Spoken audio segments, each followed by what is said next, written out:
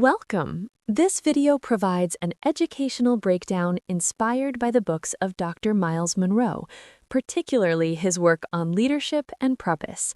What we'll explore today isn't a summary of any single text, but rather a thoughtful examination of the principles woven throughout his writings, ideas about discovering who you were meant to become, understanding the difference between position and purpose, and learning to lead from a place of authentic calling rather than borrowed authority. We'll move through 6 core ideas, each offering both insight and practical direction. Let's begin. Chapter 1. The difference between born and made. There's a common phrase we hear often: leaders are born, not made. It sounds definitive, almost scientific, but it misses something essential. The truth is more nuanced.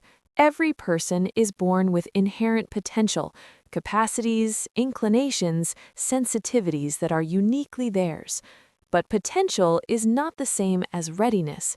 A seed contains a tree, but it isn't one yet. Leadership, in this sense, is less about charisma or command and more about cultivation. It's about recognizing what's already inside you and choosing to develop it intentionally. Most people go through life never asking what they were designed to do. They adopt roles based on convenience, expectation, or survival. And in doing so, they bypass the deeper question: what was I created to contribute? This isn't mystical, it's practical. When you operate outside your natural design, everything requires more effort. You're capable, perhaps, but never fully alive in the work. True leadership emerges when you stop imitating others and start investigating yourself, your gifts, your burdens, your persistent questions. Consider someone working in corporate management who feels a constant pull toward education. They're competent in their role, even successful, but there's a restlessness. That restlessness isn't dissatisfaction, it's signal. It's the gap between where they are and what they were meant to build. The shift happens when they stop dismissing that signal and start exploring it, not recklessly but thoughtfully. They volunteer as a mentor. They study learning theory in their spare time. They begin to align their daily decisions with their deeper wiring. That's cultivation. That's the difference between occupying a position and inhabiting a purpose. Practical takeaway. This week, spend 15 minutes writing down 3 things you do that make you feel most alive, not entertained, but genuinely engaged. Then ask yourself, how much of my current life is built around these things? The gap between those 2 answers is where your next step lives. Chapter 2. The weight of assignment. We often think of purpose as something we choose: a career path, a mission statement, a personal brand. But purpose, in its truest form, isn't chosen, it's discovered. And with that discovery comes something most people don't anticipate: weight. An assignment isn't light. It's not a hobby or a passing interest. It's the thing you cannot ignore, even when ignoring it would be easier. It's the problem that haunts you, the gap you keep noticing, the group of people whose struggle you feel in your chest. This weight is how you know it's real. If you can walk away from it without consequence, internal consequence, it probably isn't your assignment. But if walking away leaves you hollow, restless, or regretful, you've found something worth carrying. The confusion happens when people mistake intensity for importance. They chase every urgent thing, every loud opportunity, and wonder why they feel scattered. True assignment has a different quality. It's persistent but not frantic. It returns to you quietly, consistently, across years and circumstances. Think of a social worker who started in the field because it was available, but over time realizes they're uniquely effective with one specific population: youth aging out of foster care. That specificity matters. They could help anyone, but this group occupies a particular space in their awareness. When they focus there, their work deepens. They stop being a generalist and become a specialist of purpose. This is the weight of assignment. It narrows your focus. It asks you to say no to good things so you can say yes to the right thing. And that's uncomfortable because we're taught to keep our options open. But leaders who carry real impact learn to close doors intentionally. Practical takeaway. Identify one area where you feel a persistent burden, not obligation, but a true concern that won't leave you alone.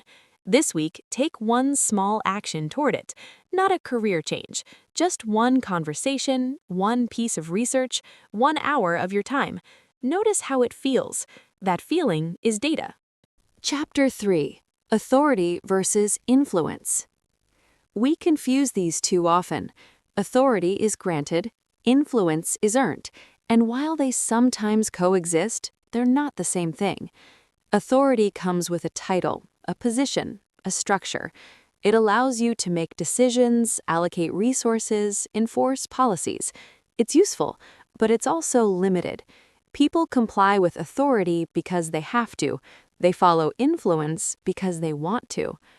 True leadership operates primarily through influence, not control. It persuades rather than commands. It invites rather than demands. And this requires something deeper than a job description. It requires trust, consistency, and competence over time. The problem is that many people pursue authority. Chapter 4. The discipline of preparation. We celebrate the moment of arrival, the promotion, the recognition, the breakthrough. But we rarely talk about the years they came before it, the quiet, unglamorous work that no one saw. Preparation is where most people give up, not because it's difficult, though it is, but because it's invisible. You're learning, growing, refining, and none of it feels like progress because nothing external has changed. You're still in the same role, the same circumstances, the same frustrations, and so you wonder if it matters. It does. Preparation is the difference between being ready and being lucky. Opportunities come to everyone, but only those who've prepared can seize them. The rest watch them pass, knowing they weren't ready, and regret becomes the loudest voice in the room. This isn't about perfectionism, it's about stewardship. If you believe you were designed for something specific, then the responsible thing to do is prepare for it, even if it hasn't arrived yet. Read the books, learn the skills, study the people who've done what you hope to do. Build the capacity before you need it. Think of someone who dreams of starting a nonprofit but has never managed a budget, led a team, or written a grant proposal. The dream is valid, but the preparation is absent. Now, imagine that same person spending 2 years volunteering with an established organization, learning operations, asking questions, shadowing leaders.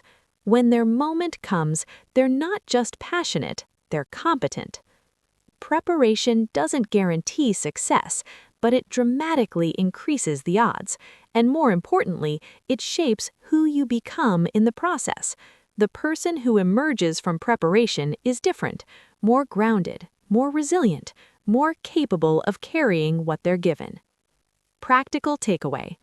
Identify one skill or area of knowledge that your future role will require, even if you don't have that role yet. This week, take the first step toward building it. Enroll in a course, read a foundational book, reach out to someone who has that expertise. Treat your preparation as if your calling depends on it, because it does. Chapter 5. Leading from the inside out. Most leadership advice focuses on external strategies, how to communicate, how to delegate, how to build a team. These things matter, but they're secondary.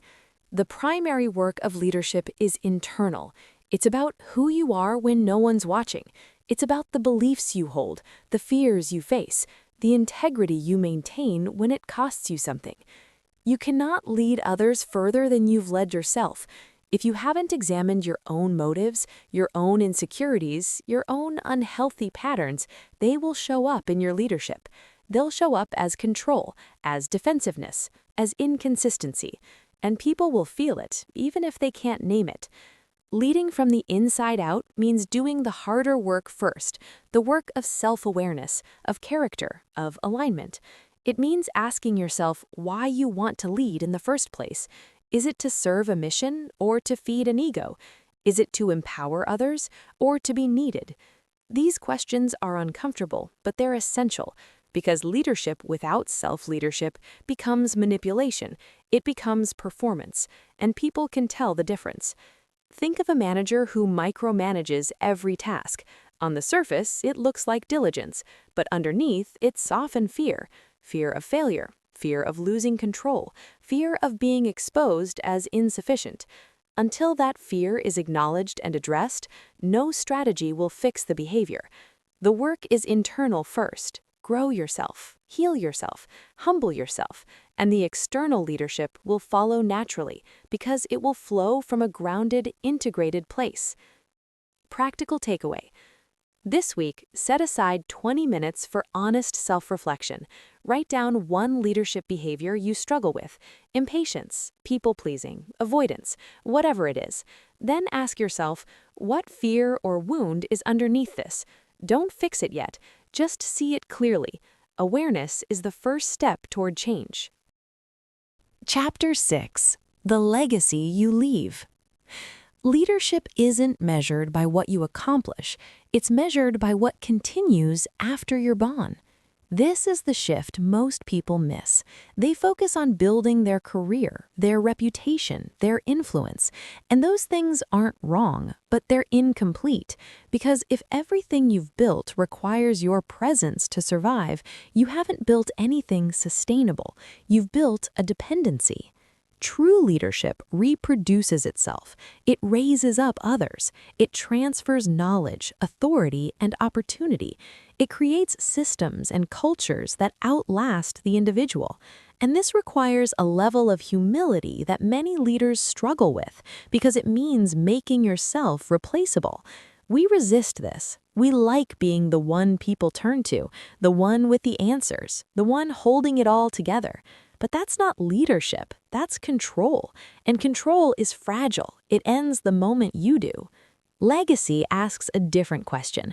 What will remain when I'm no longer here? Who have I developed? What have I established? What truths have I embedded into the fabric of this community, this organization, this family? Think of a founder who builds a company around their personality. Clients come because of them. Decisions wait for them. Culture depends on them. The company may be successful, but it's brittle. Now think of a founder who intentionally builds a leadership team, documents processes, empowers others to make decisions, and gradually steps back. That company can grow beyond its founder. That's legacy. It's not about being forgotten. It's about being unnecessary in the best possible way. It's about knowing that the mission will continue, the people will thrive, and the work will multiply, even without you at the center. That's the goal. Not to be indispensable, but to build something that no longer needs you in order to flourish. Practical takeaway. This week, identify one thing you do that only you can do, either at work or in your personal life.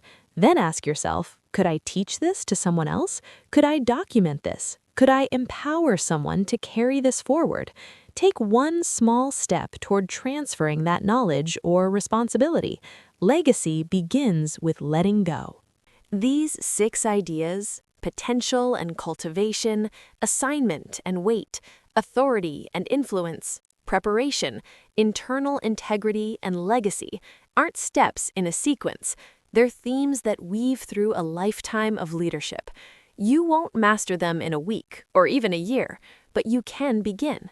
You can ask better questions. You can make more intentional choices. You can align your daily actions with the deeper calling you sense but haven't fully named. Leadership isn't reserved for people with titles or platforms. It's available to anyone willing to do the internal work, serve with consistency, and build something that outlasts them. Start small, start today, and trust that the process, however slow or invisible it feels, is shaping you into the person your purpose requires. Thank you for watching. May you lead well from the inside out.